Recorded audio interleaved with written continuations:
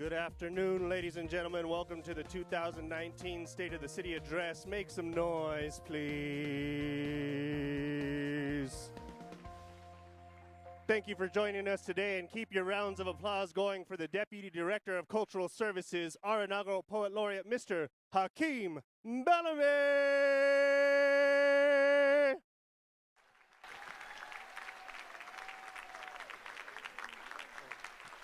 Hey, what's up? What's up, Albuquerque? How you doing? Oh, there you are. So, yeah, this is not like your normal State of the City address, eh? Thanks for coming to hang out with us on a Saturday. First, we want to thank all of our sponsors, thank everyone who helped make this happen, the partners, the center, literally everybody who was here since yesterday and earlier this week. We want to thank you very much for making this opportunity for us to get together. It's been a year. It's time to check in and see how things are going and where things are going after that. So we thank you all for making this more festive, a celebration of what we've done, and then also a roadmap for what we have yet to do. So I want to talk a little bit about One Albuquerque. You see it on the windows there. You see it on the screens behind us. Do you have it on your palm cards? Hold up your palm cards if you have a One Albuquerque palm card, please. There you are. Now keep it up if you know what that means. All right. Look at that. Well, that even though that's been emoted by Mayor Keller since before he was Mayor Keller, it really came from you. It really came from this idea that we are stronger together, that we're better together. Some of you who worked the campaign, like I did, remember #BetterTogether, and that we're always more powerful when we're working across neighborhoods, across streets, across lines, political lines, and what have you. And that's something that Albuquerque's had to do in its entire existence. We've always been scrappy. And so we decided to make that not just like a rallying cry during the campaign, but that the campaign would then extend to that philosophy would also be how we govern. And so there's lots of department directors here behind me and amongst you today. Hopefully you got to talk to them over the past hour. And one of the things that Mayor Keller is always telling us is that, we should go after the results and not seek to blame someone when those things don't happen. And so that's what One Albuquerque is. It's not saying that's not my job. It's not sending you when you call us to a different department. It's saying, you know what, I'm gonna find you an answer. We're gonna try to figure that out. And in fact, we might need your help in order to do that. So that's what One Albuquerque is about. Thank you. And that's also why we didn't want to do a chicken lunch for the State of the City. We decided to have you guys come out here on a Saturday and be with us as we move forward into the second year of action. So I want to acknowledge all the advocates that are in the room today. I saw a lot of friends as you filled in today, and I know that before I was in my position at the city, I was out in the community. I know that you all do the work longer than 4, 8, 12, 20, 40 years. And so give yourselves a round of applause if you've knocked the door, if you've made a phone call, if you've donated some money or some time to help make Albuquerque what we all know that we are and what we can be. So on behalf of the mayor, I also want to thank all of our electeds who are here today, who have pounded the pavement. Some really newly minted electeds are with us today. I'll let Mayor make those personal thank yous and acknowledgement. But if you are an elected and you hold public office, I ask that you stand so you can get just a good round of applause. So if you're an elected, if you're standing behind me, if you're out there you are.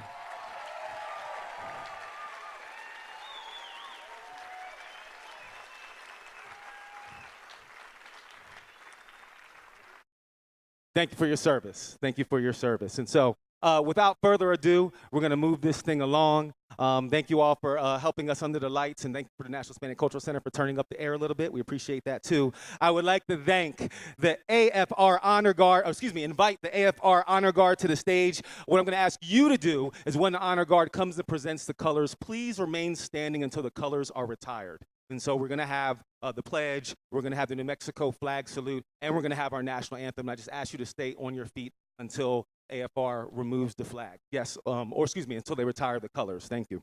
So AFR Honor Guard, please join me and present the colors today. Please stand.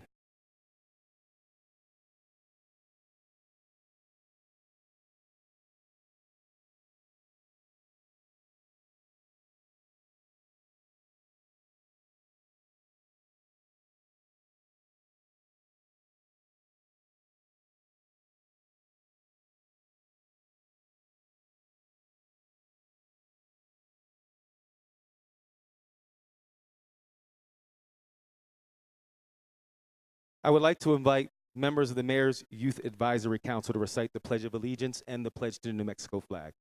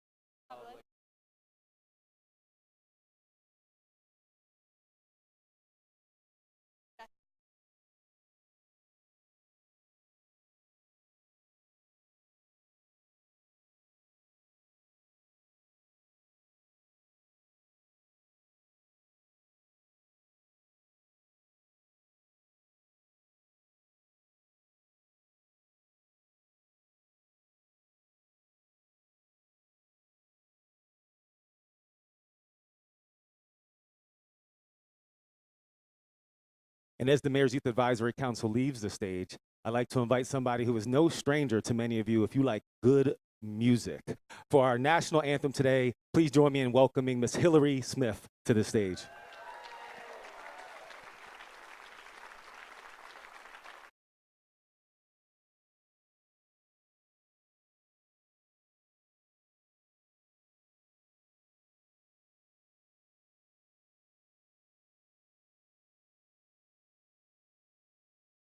Oh, say, can you see by the dawn's early light what so proudly we hailed at the twilight flash gleaming, whose broad stripes and bright stars through the perilous fight,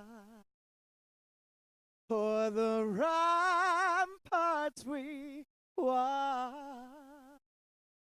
were so gallantly streaming, and the rocket rang away,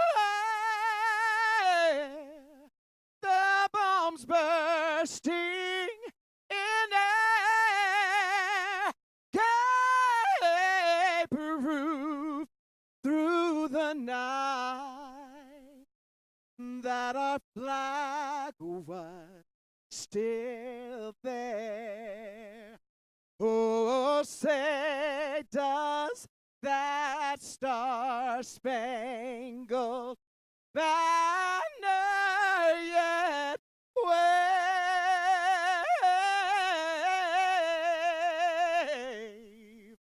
for the land of the free and the home of the brave?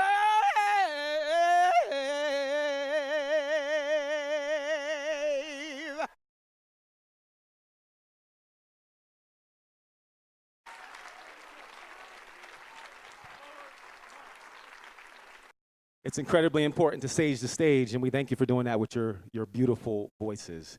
One of the more important lessons I've learned in my 14 years here, soon to be 15, in Albuquerque, from my Native brothers and sisters is around asking permission from the ancestors to speak, especially when you're a younger person in the room. And since I talk a lot, I'm always asking for permission.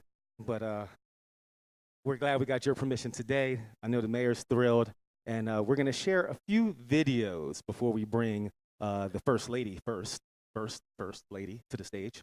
But I think that speaks to what we're trying to do with the state of the city by making it equal parts report card, right? That's kind of that's the tradition.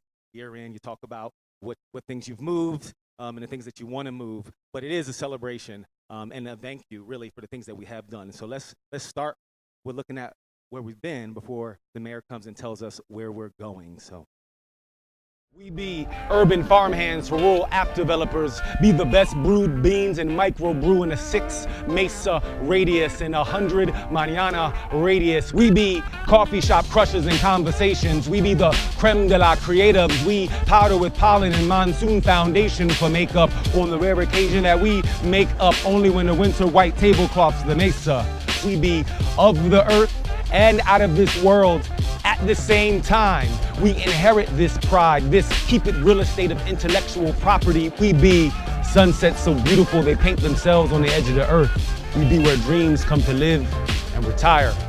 We be artists making careers out of thin air. We be full moon and photosynthesis, not a cloud to be found. We be radiant. We be local. We be lobos singing to the night. We be one Burqueños. We be one Albuquerque. Thank you for joining us for the 2019 State of the City celebration. We are here to reflect on our city, a strong and authentic place, with a future that is promising if we can continue to work together. This is a place our families call home, some for centuries, and others just moved here. Either way, we are all welcome here in Albuquerque.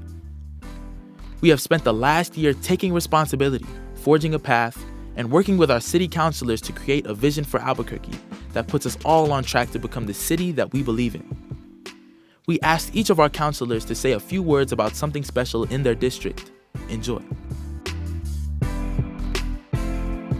I am Albuquerque City Councilor Ken Sanchez, representing Council District 1, and I am just very pleased with the work that the council has done with Mayor Keller in bringing public safety to our community. I am very proud with the new Patrick J. Baca Library. I've always said how we empower a community is through literacy and through education.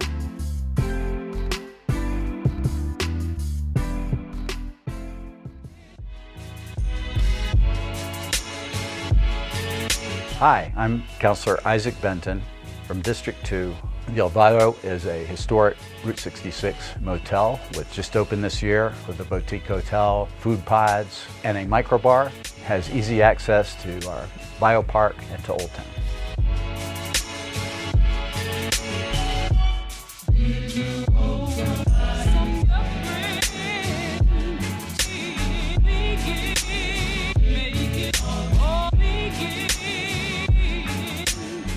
Hi, my name is Clarissa Pena. I'm the City Councilor for District 3. Our gem in District 3 is the future visitor center and open space that we have overlooking the city of Albuquerque. We also have wonderful parks in the community. The people of District 3 are just amazing, our history and our culture.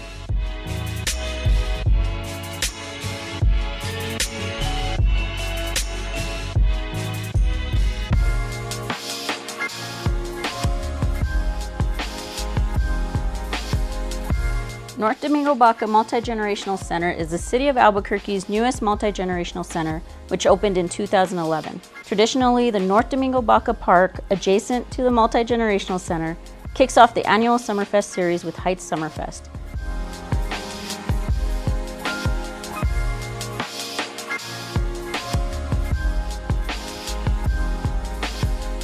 My name is Cynthia Borrego, City Councilor, District 5. We are on the far northwest corner of the city. The biggest gem that we have is the Petroglyph National Monument. For people who are hikers and people who like to look at some of our history, there's a lot to be seen.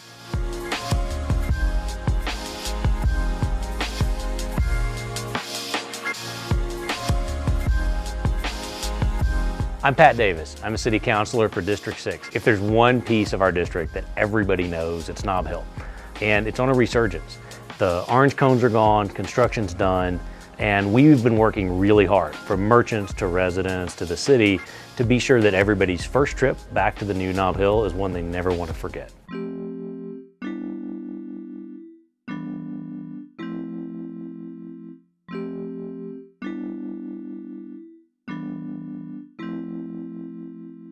Hi, my name is Diane Gibson, and I do have the distinct honor and pleasure of serving as the counselor for District 7 here in Albuquerque. District 7 has many wonderful things, but maybe one of the most unique is the Tom Bolak Urban Forest.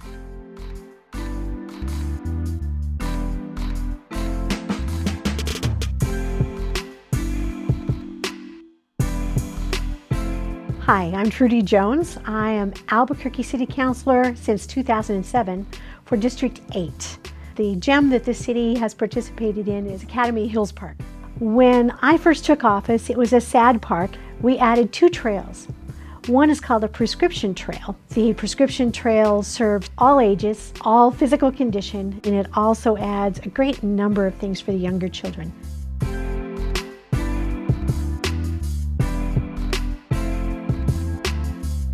My name's Don Harris. I'm the City Councilor for District 9 in Albuquerque, which is the far southeast part of the city. As people know in the city of Albuquerque, we have some of the best weather in the country. It's a great place for sports tourism. We actually have one of the best pickleball facilities in the entire country, right near the Manzano Mesa Community Center. And it's a sport that has really been taken up by baby boomers. We're really looking forward to the senior games, and we really are looking forward to showing off the great pickleball facility that we have here in Albuquerque.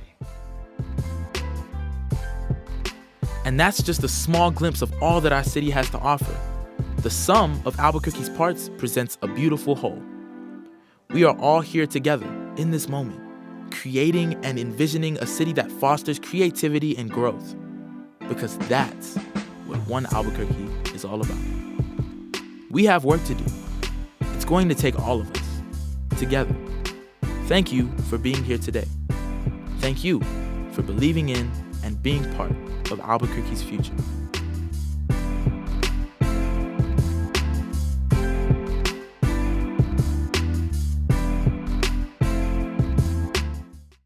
Albuquerque, New Mexico, please join me in welcoming your First Lady, Elizabeth Kiston Keller.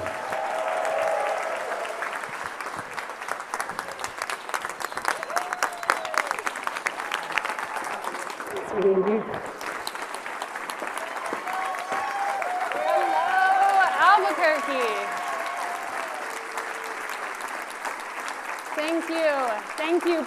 Please take a seat.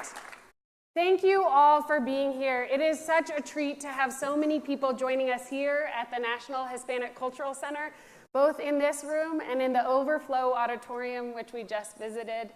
And a special treat as well to have folks joining us all over the city at watch parties throughout town, and some tuning in from the comfort of their own home as well. Special thanks are also due to our families, without whom this journey would not be possible. Like many of you in this room, Tim and I are lucky to be raising our kids in the city we both grew up in, surrounded and supported by their grandparents, their aunts, their uncles, and their cousins.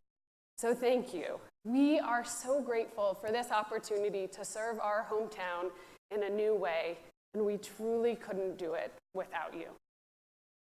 In fact, just a couple of weeks ago, when we were getting ready for New Year's Eve, my parents and I took Jack and Maya over to one of the family art workshops at the Albuquerque Museum before we went to the balloon drop at Explora.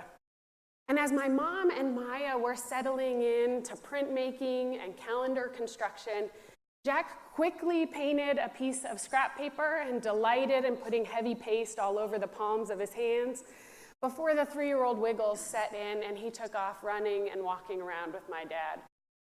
And it didn't take him long to find the empty stage that's across the lobby in the Albuquerque Museum. And after a couple of moments, we heard this booming little voice that was coming from behind the podium that announced, "Everyone, welcome to Albuquerque," and blah, blah, blah. And as I laughed at Jack's hilarious 5-second summary of 2018, I was also reminded of not-so-blah remarks that I got to hear Tim give in late November, and a colleague of mine who found me afterwards and noted, "Wow, he really loves this city, doesn't he?" And indeed, he does. We do. And while this has been true for as long as I can remember, it's also been a great joy this year to see his love for this city grow and manifest in a myriad of ways. It's a love that's visible in that sheet of action items he carries with him constantly, that many of you have probably seen as he's scrolling down comments and new ideas in the margin after every conversation. And it's particularly visible in the care he now takes to remove it from his pocket before starting a load of laundry. It's also a love that's visible in the Albuquerque flair he wears around his neck and decorates his lapel. And it was visible when he suited up in full pads to take some serious snaps quarterbacking for the Gladiators, all while assuring his lovely wife that he was just there for a ceremonial first throw. And finally, it's most visible in our household in the way that he explores this city with our kids, taking them on frequent picnics to the train station where they sit and munch goldfish and Triscuits while they watch in awe as the Amtrak and the Rail Runner come and go. And in the way he seeks out simple treasures, like just this past weekend when he created for both of them these special, coveted potpourri satchels that were taking the free City of Albuquerque Christmas tree mulch and packaging it lovingly in a box and a bag that he found laying around the car. So these are just a couple of ways that I get to see Tim's love for this city shine through. And I'm guessing that many of you in this room have caught a glimpse of one or two other ways as well. But what stands out for me most in this year is realizing that his love for this city is at its core sustained by the deep hope that comes from all of you. And this isn't some sort of passive hope that things just get better on their own. No. This is a hope that's deeply rooted in the belief that we can and we must do better. It's rooted in the belief that we are a resilient and a resourceful bunch, and that we have everything we need right here: the creativity, the energy, and the expertise to address our most pressing challenges. And perhaps most importantly,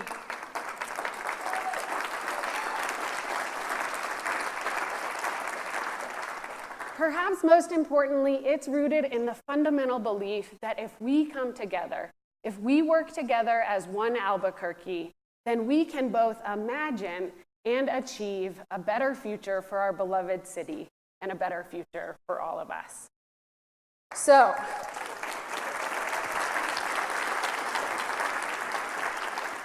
without further ado, here to talk about where we are in this journey, the important work we've already done together, the challenges we still face, and our priorities on the path ahead, is my love, the sometimes bearded, always hardworking Mayor of Albuquerque, Tim Keller, and his favorite sidekicks, Maya and Jack.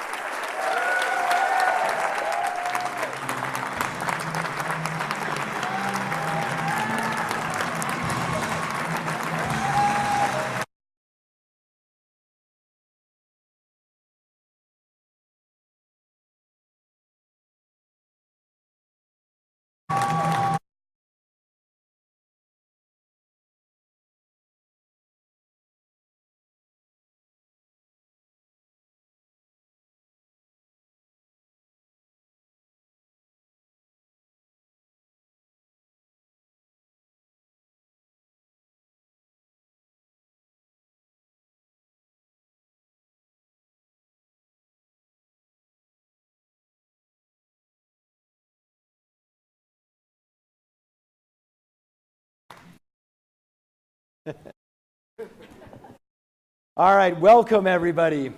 Good afternoon, Albuquerque. And good afternoon, Burqueños. Now, we know it's a little cold outside. It's a little toasty in here right now, I noticed.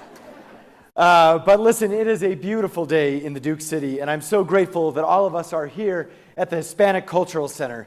I want to welcome everyone watching at home and on the watch parties, and taking time out of a great weekend in our town to reflect a little bit on the city that we love and a little bit about the future we have ahead of us. Now, by the way, it's also a new year. Happy New Year, Albuquerque. Happy 2019. Now, speaking of a new year, there are a lot of great things that I'm looking forward to this year. And there's a few that are a lot different when it comes to partnership. And first and foremost, we have a new partner in the Roundhouse. I am so glad Michelle is with us here today.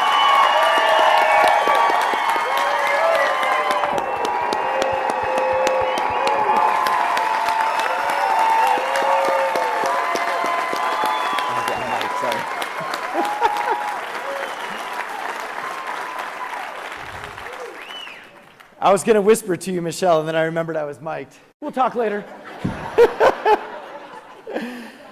Now, we also got something else different in 2019, something that's actually different for our entire country.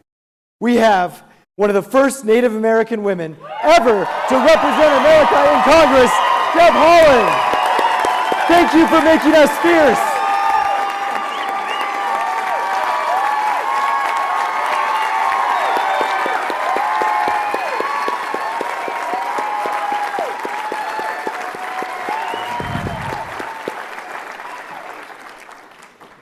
Now, I want to share a couple of other thank yous before we get started. And of course, first and foremost, our First Lady, Elizabeth Kisten Keller, my partner in everything.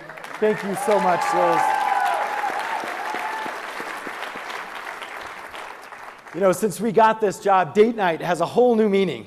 It's neighborhood meetings and Christmas tree lightings, and it is a lot of fun. But we are truly in it together. And with us, of course, is a relatively large extended family that makes this all possible. I've got my parents here with us today, as well as my in-laws, aunts and uncles, siblings, a small village that actually makes it possible for me to serve as your mayor. Thank you so much to our family.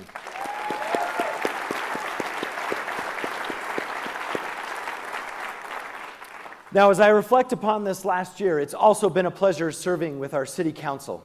And this year, we are looking forward to an all-female council leadership team. That's right. President Clarissa Pena, Vice President Cynthia Borrego, and Committee of the Whole Chairwoman Trudy Jones. We're looking forward to working together.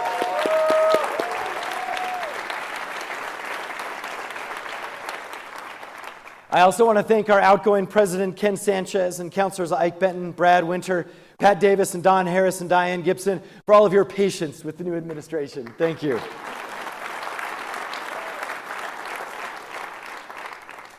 Now, our city is a pretty big city, if you didn't know. We've got about $1 billion budget.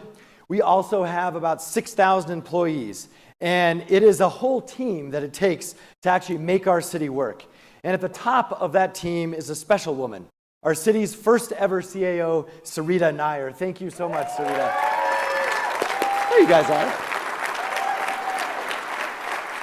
We also have our executive team up here, Sanjay Bhakta, our CFO, Justine Freeman, Deputy Chief of Staff, Lawrence Rael, COO. Thank you so much.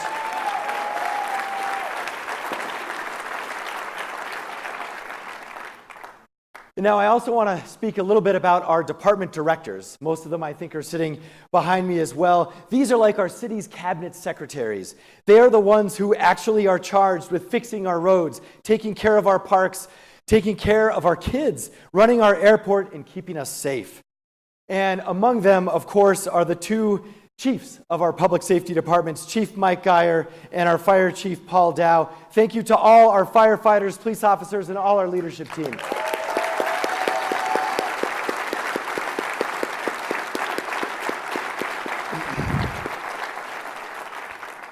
Now, I also want to just extend a thank you to every city employee. You know, they work tirelessly nights, weekends, sunshine, even lately in snow, to make sure that our city stays up and running. Thank you to everyone who works for the city of Albuquerque.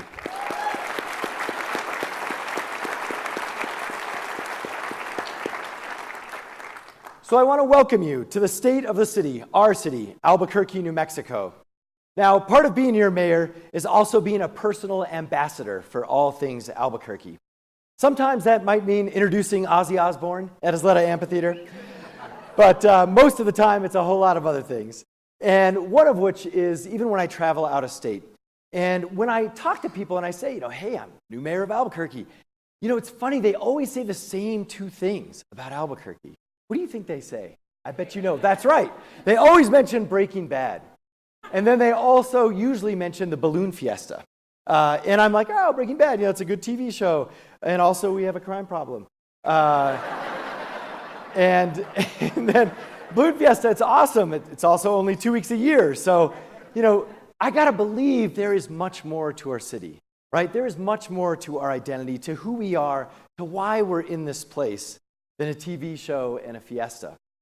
And I want to begin with this, because our city truly is a city at a crossroads. Fundamentally, that's always who we've been.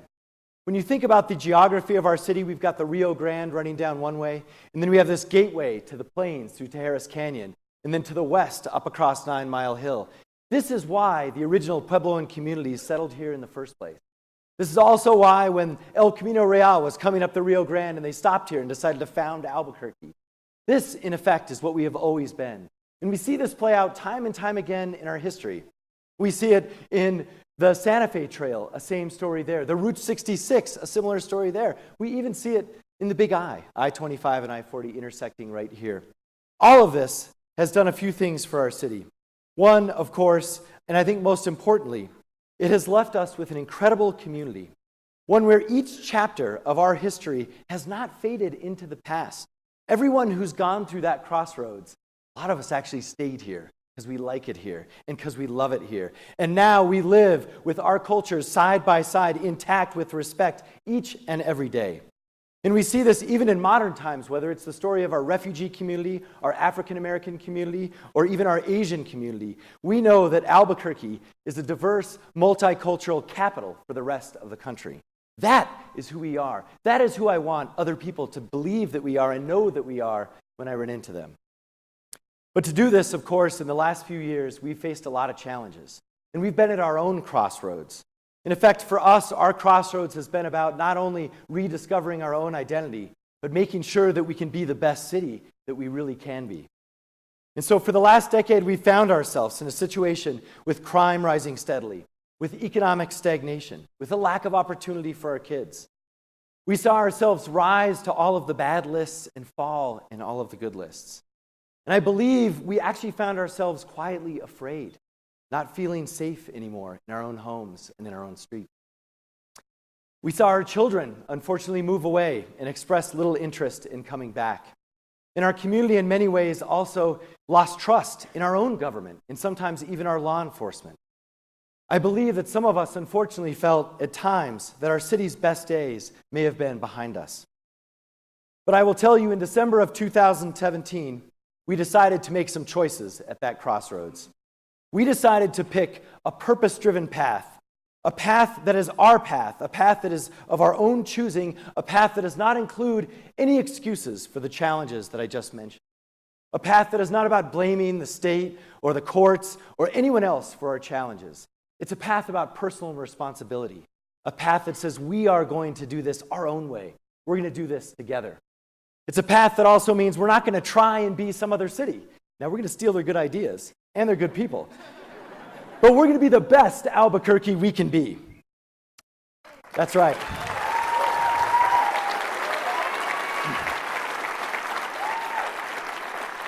Now, we've got some challenges ahead. We know that. But we're going to face them head on. And we're going to take responsibility for finding our own solutions. And we are going to take back control of our future. And that is what today is all about. Our crossroads, a journey that began a year ago, and the choices that we have ahead. Now, when I became mayor, there was no doubt that the biggest challenge we had in front of us was dealing with public safety. And we tried a lot of things in the past. We tried a lot of ideas. But I think the first thing we have to do is acknowledge we have to address crime from all sides. There is no one issue that is going to fix what we need to do in our community. In fact, there are dozens. And honoring that commitment is where we decided to start. And so we began with ourselves. We began with restructuring our police department. We brought in 20 new people in leadership positions at APD. And these folks are committed to culture change from top to bottom. We know it's going to take a while, but we created a compliance bureau and a reform division and a community outreach division to make sure that we are honoring, in spirit and in reality, the DOJ reform process. And we know that culture change is going to take a long time. We know that.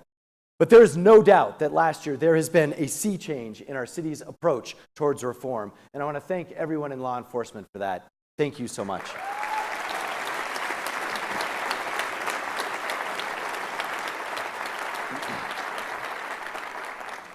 We are also focusing on rebuilding community policing. And community policing means a couple of things. One, it means getting the community back into the police department. It also means getting the police department back into the community.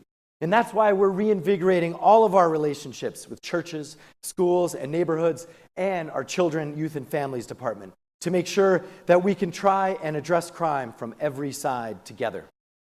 Now, I have to tell you, there's something else that we've got to do for our police department. We have to step up and give our officers the resources they need, and most importantly, the help that they need. When you actually get a chance, perhaps, to do a ride-along or think or learn about what's actually happening in our police department, you will realize that we are fundamentally understaffed at almost every level. In fact, a little maybe 20 years ago when I was in high school, might be 25 by now, we had 1,130 cops, roughly. That was like 20 years ago.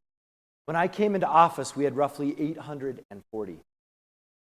I will tell you, the best technology and the best data and the best police officers are not enough to police a town of our size right now.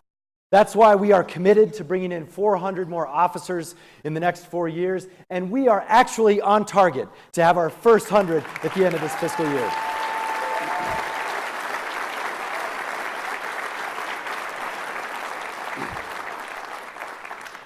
And I want to especially thank City Council for helping me make that possible. And I got to tell you what this means. When we say officers, it doesn't just mean that officers sort of on your corner. It means officers at every level of our police department. It means being able to open the Nob Hill substation, the downtown public safety district, and the Old Town substation. It means being able to deal with specialist needs like mental health and behavioral health situations. It means paralegals to help prosecute criminals. And it also means folks in our Crime Against Children's unit to help protect our children.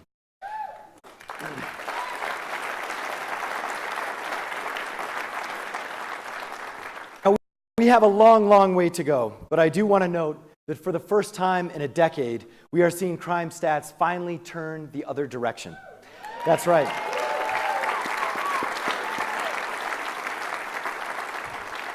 Albuquerque used to be a meme, essentially, for high rates in auto theft, and we still have a long way to go. But I will tell you, there is nothing but positive news when we know that auto theft is down by 30% in our city. That is awesome.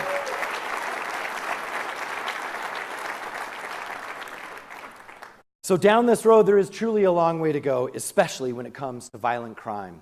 And like a lot of other cities, one thing that is in common with violent crime in our city is gun violence. At the end of the day, guns are the weapon that are being used for almost all of our violent crimes. And in one way or another, guns are part of the fact that parents are now sometimes scared to drive their children to school. It's the fact that workers at Ben E. Keith are sometimes afraid to go to work the next day. We have to do much more when it comes to gun violence. And we've got to be proactive. We can't wait for another gun violence episode to occur to actually step up and do something. And that's where our department is going to start.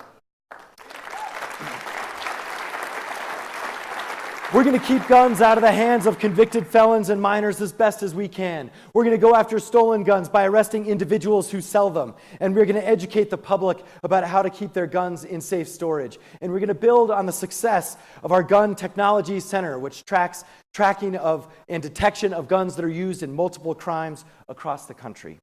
Now, we're going to need some help with this, and I'm going to get to that in a little bit later. But I want you to know that we are not going to let up our efforts until the people of Albuquerque also feel safer in their home and shopping and at school and in everything we do in our city. And that experience also occurs with folks differently. We know that safety is different for women. We know it's different for LGBTQ folks and people of color. And we want to make sure that in the coming year, Albuquerque is a safer city for each and every one of you.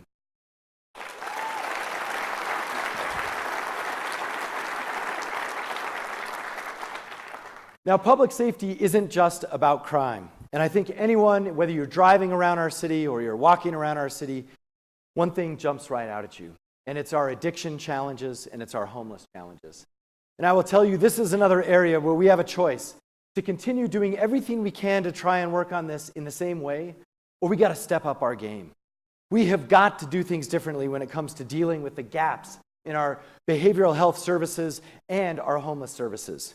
And I want to share with you a little bit about what I learned in my first year as mayor. I came in and I said, all right, let's get together. Everyone is working on homelessness. And so we got all these folks together, and there are lots and lots of nonprofits and faith-based organizations doing everything they can, thanklessly, for our homeless folks out there. But I will tell you what we also all agreed and understood is that if you have a family member or you have a friend who needs help, maybe they're addicted to a drug, maybe they're down on their luck for whatever reason, they've had different issues, I will tell you right now, there is actually nowhere for them to go with no questions asked. Right now, it depends on your gender, it depends on if you're sober or not, it depends on if you have identification, it depends on all sorts of issues. Most importantly, it depends on the time of day. A lot of these wonderful nonprofits, unfortunately, can't stay open 24/7. It also depends on the weekends where there's less services than during the week. And what do we do in Albuquerque to solve this? We have a shelter that is open only in the winter so that you don't freeze. That is how we've been dealing with our homeless problem. That is going to end with our administration.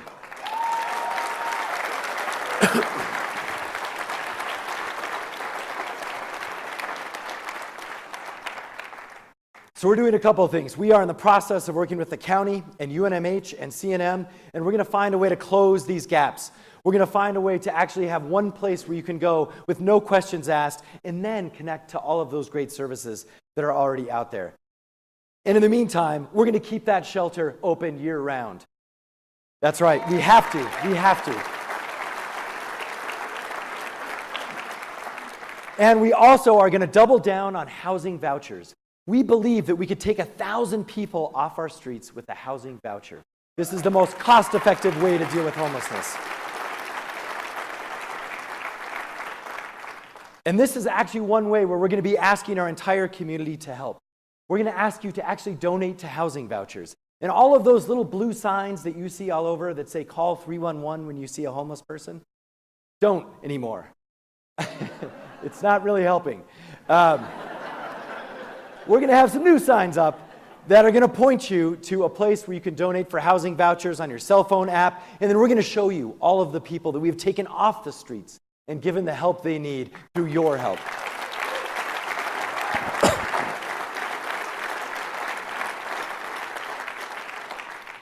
Now, a huge part of doing what we have to do in our city is also making sure that there's access to opportunity to good-paying jobs right here. And I believe this is another example of a crossroads that our city was at. Often we would try and find that silver bullet, that one idea, often from Portland or Austin or Denver, that one thing that would transform our economy. It would make all our kids want to move back here and keep our kids here. And I will tell you, we can have another choice. And that's the path of building our economy from within. It's the path about supporting our local businesses and growing our own, essentially, to actually provide those opportunities for our kids.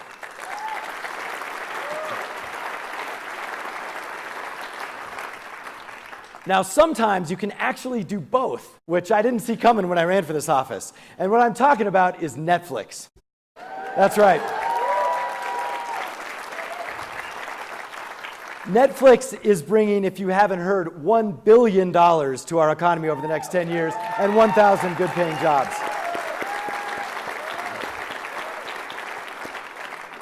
Now, we're not just interested in those big fish. We're interested in our local businesses. These are the ones owned by women, people of color, and veterans all across our city. And to support them, we have to buy local.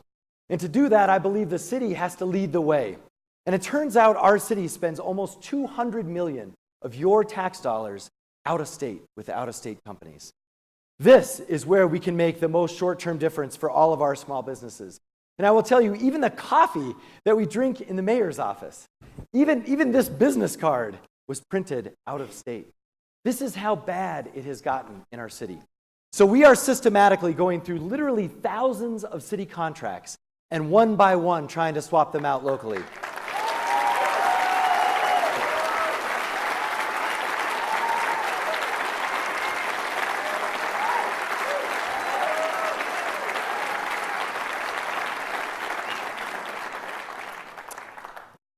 I saw someone in the audience who caught my eye when I said that. It's because she's the one doing this. So, Haley, you've got a lot of work cut out for you. She's gone through 400 contracts so far and swapped them out locally. That is awesome.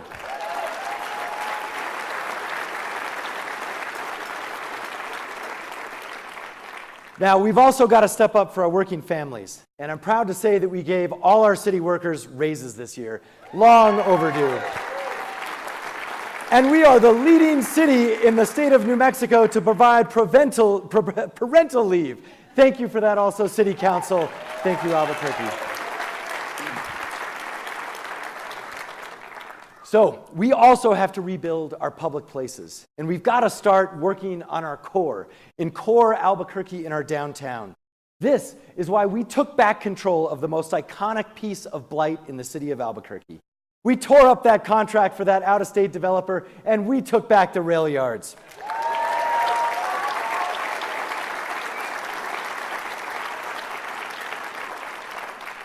And if you didn't see this, president of C&M on the paper today, we also are moving the film school of C&M to the rail yards, the first tenant in 40 years, downtown rail yards.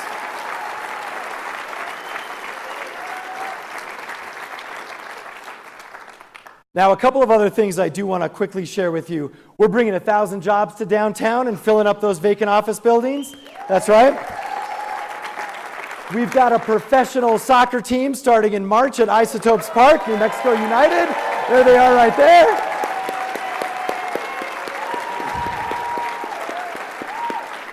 We made the Sunport International again. You can fly directly to Mexico. It's a good reminder in Albuquerque, we build bridges, we don't build walls.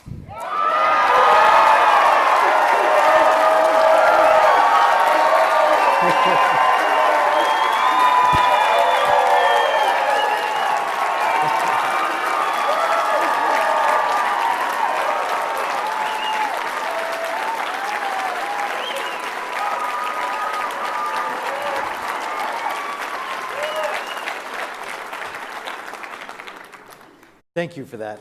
And we're going to get back to that in just a little bit.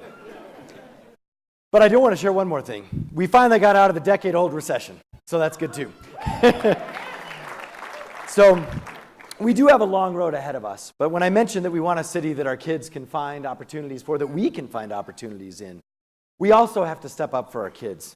And here again, I believe, another crossroads for our city where we're trying to take a different path. Historically, it was typically a path about, look, we've got a lot of challenges in our school system, we know that.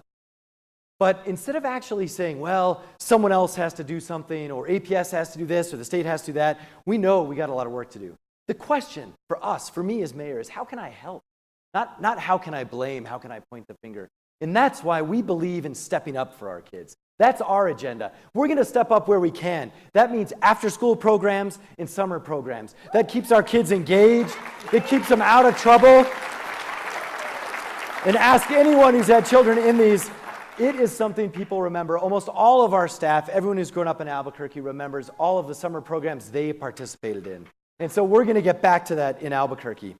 And I'm proud to say that City Council stepped up by providing some funding for us to test this out. And we did some small things that made a difference in kids' lives.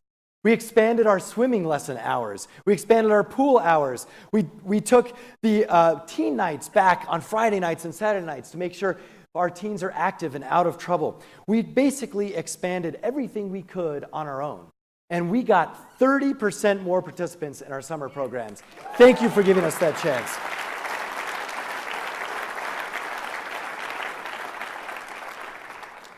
Now, we also know that we've got to keep the places, in effect, where we play and where we have these programs also clean and safe. And we know we have some serious challenges in our community that often play out in our parks. And that's why we developed the SHARPS program, so that we can try and have a rapid response needle program to get those needles out of our parks and to help communities do that on their own.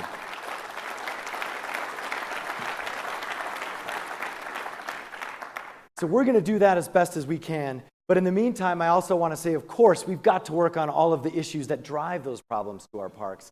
But we've got to do both. And to coordinate all that, we're getting everyone together. For the first time in our city's history, we are creating a children's cabinet. It's going to involve APS, all the nonprofits who do work with children, all our city departments, and we, I believe, over a couple of years, will be able to provide at least one, if not many, opportunity for every child who wants it in Albuquerque after school and over the summer. That's the goal of our children's cabinet.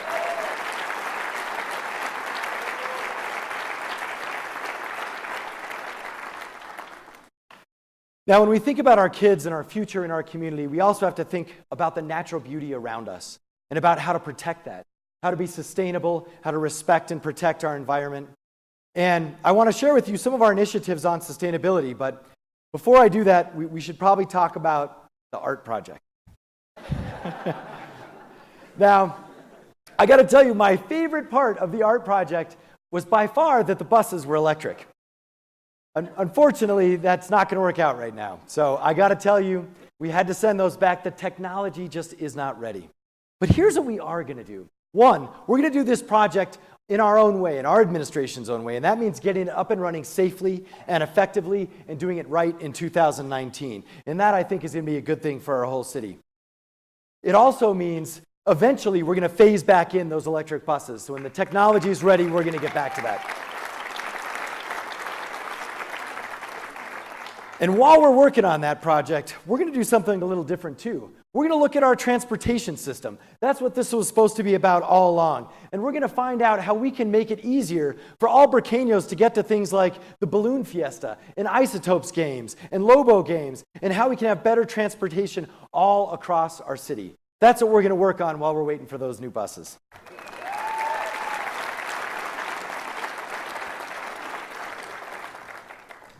Now, on broader sustainability issues, we've actually done a whole lot more. First, we signed the Paris Climate Accords.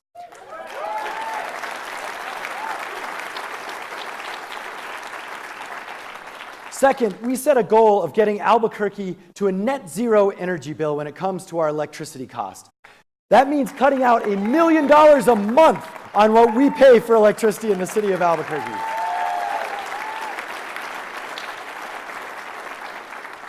Now, the good news on this is we actually got together with I had on one side of me on the same stage the Sierra Club, Environment New Mexico. On the other side, I had a giant solar panel, and then P&M and all of their team.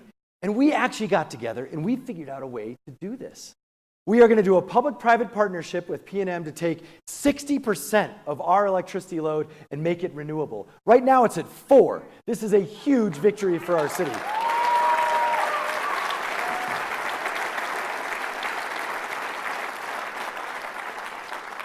And then we figured out that if we can put a solar panel on every city building we can, and also work on energy efficiency, we actually can be 100% renewable energy by 2022 in just 5 years.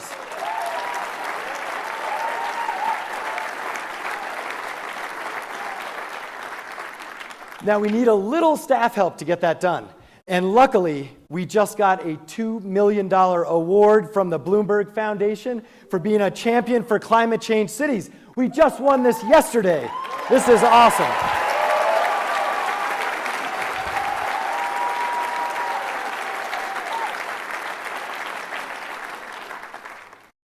Now, many of you have heard me talk that our city should be a city that is about safety, innovation, and inclusion.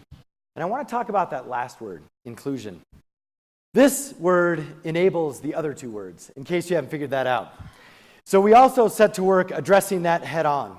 Last year, we chose to pursue a path towards real, meaningful equity in our city. That means listening, it means learning, it also means acting. And the first thing that we did was create the Office of Equity and Inclusion, the first ever of its kind in our city.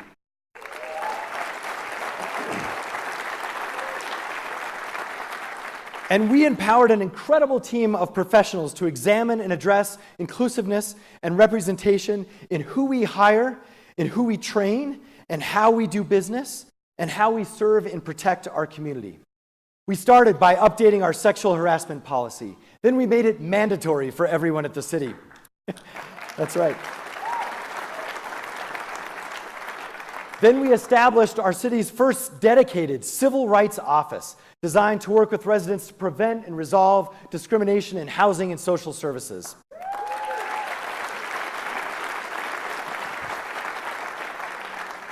And next up, we are even going to take consideration into our city's contracting process and weave in equity, an equity lens in everything that we do at City Hall.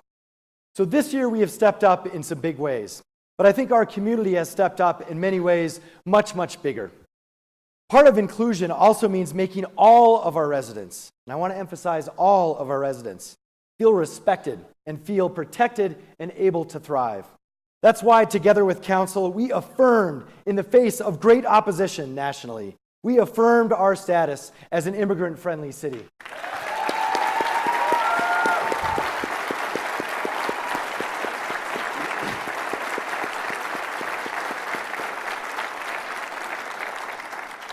And then when it was our turn, we stepped up personally. When we saw those kids coming through who had been torn apart from their parents, when they literally were coming through Albuquerque, we stepped up and we provided them with all the help that they needed, whether it was from a public safety standpoint or an extra truckload of donated supplies and clothes that our city provided. Thank you, Albuquerque.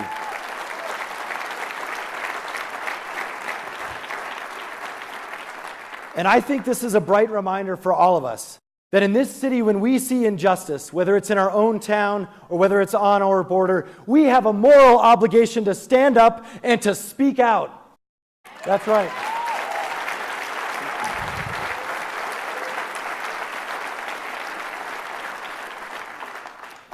And Liz and I went down to the border to do just that, and we joined mayors from all across our country. I might note mayors, Republican and Democrat, who were there to speak out against the hatred and the cruelty and stand up for immigrant communities. That moment is when I was one of the most proud to be from Albuquerque, because I knew our city was behind us every step of the way. Thank you, Albuquerque.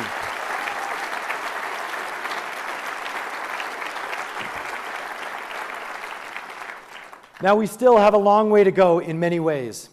And unfortunately, this year, on too many occasions, Liz and I have also joined individuals and communities who've been feeling increasingly threatened for how they worship, who they look like, where they come from, or who they love.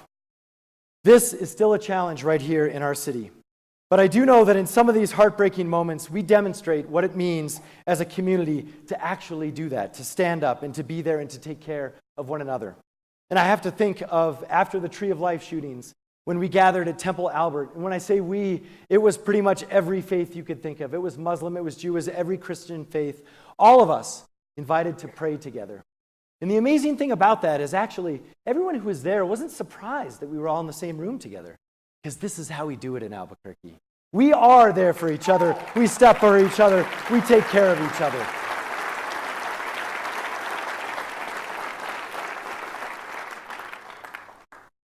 Now, I want to share with you a story about what happens when you pick a path and you start to approach the destination. Some of you might remember, as state auditor, my old job, we looked at the rape kit backlog. And what did we find? We found one of the biggest tragedies that I think our government has ever let happen in recent times, at least in New Mexico. We found 5,500 untested rape kits from all over the state. We found them, some of them 30, 40 years old. A huge chunk of them, unfortunately, children. This was an issue that was fundamental to why I decided to run for this office in the first place, because I was tired of writing reports. I actually wanted to get that done. And I am proud to say that we have made tremendous progress on the rape kit backlog. When we came into office, there was about 200 kits tested. 200 after that report was released a year before. 200 out of almost 4,000. Now, today, I am proud to say we stood up against that injustice, and half that backlog is now tested.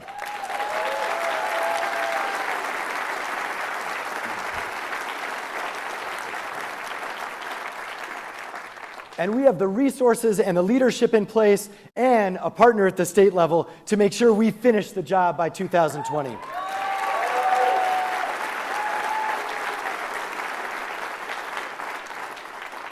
And I want to remind folks, this backlog is not just about testing kits.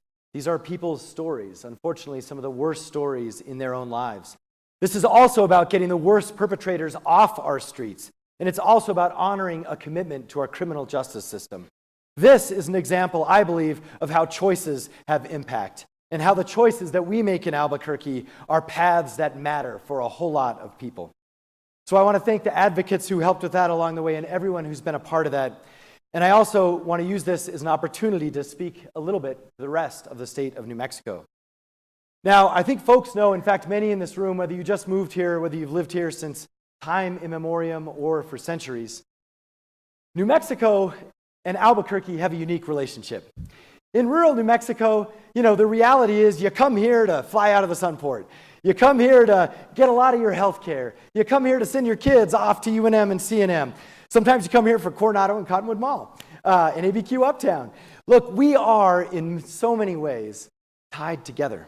We rise and fall Albuquerque and New Mexico together.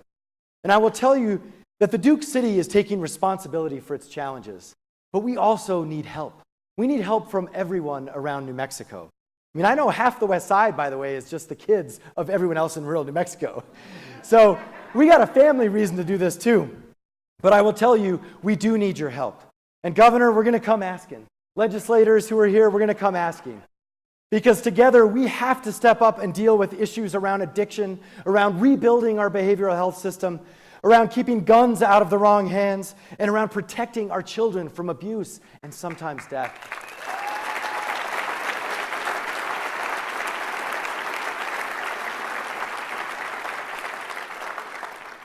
So know now that Albuquerque is stepping up. We're doing everything we can.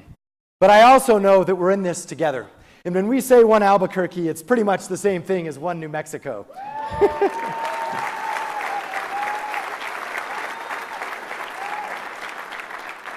Which does bring me back here to Albuquerque and to everyone who's here with me today, who's here watching, or who's here participating in any way in all the things that our city does. One Albuquerque is actually a little bit more than a name or a slogan. It's about championing two things. It's a subtle nod to our identity. That's why you see Burque in front of you. For those of you who don't know, our old name had an extra R in it, and at statehood, they just pulled it out. So when we hear Burque, of course, it's a little bit of slang, it's a little bit of fun, but it's also our history. That was just shorthand for our old name. And so that's why we believe that together, whether it's Burque or Albuquerque, we're all one. And we're in this together, whether you just moved here or whether you've been here since time immemorial. But one Albuquerque is about something more. It is about stepping up together to deal with our challenges. And that's why over the upcoming next several years, we're going to be rolling out 1,000 ways in which individuals can actually help make our city a better place. This is the One Albuquerque Challenge for the next 3 years. This is about literally personally saying, I'm ready to go process fingerprints at APD, or I'm ready to go walk dogs at our animal welfare shelters, or I'm ready to do a number of 1,000 other things that will make a difference in our city, including donating to those housing vouchers I mentioned before.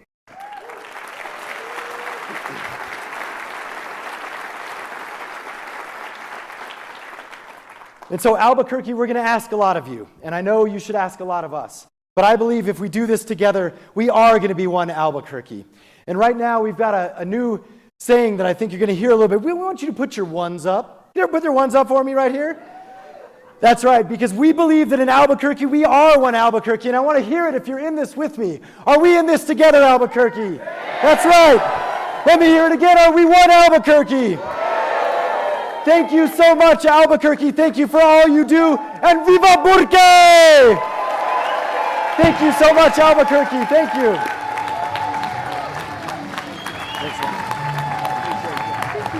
Wonderful, wonderful. So good.